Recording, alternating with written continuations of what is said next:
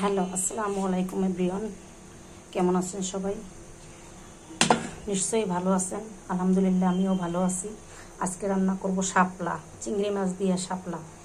এ হলো শাপলা কুইটা নিচ্ছি, আর এখানে হচ্ছে চিংড়ি মাছ, হলুদ মরিচ, রসুন বাটা।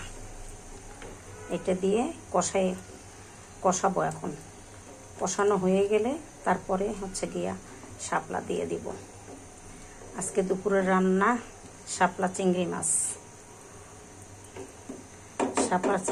আর মুরগি রান্না করছি। মুরগিটা আর দেখাই নেই, মুরগি রান্না হয়ে গেছে। এখন এই যে শাপলা চিংড়ি মাছ রান্না করব।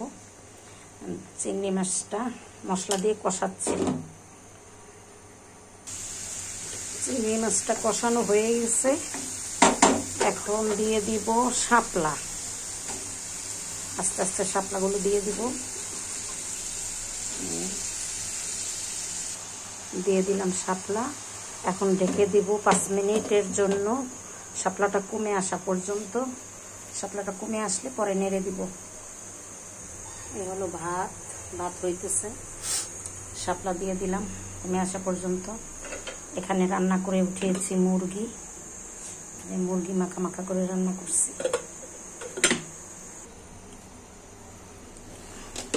শাপলাটা কমে গেছে, এখন নাড়া দিয়ে দিব।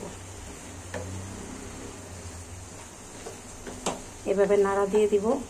আমরা চিংড়ি মাছ, ইলিশ মাছ দিয়ে অনেকে হচ্ছে যে নারকেল বেটে দিয়ে তারপর চিংড়ি মাছ দিয়ে শাপলা খাওয়া যায়, ইলিশ মাছ দিয়ে খাওয়া যায়।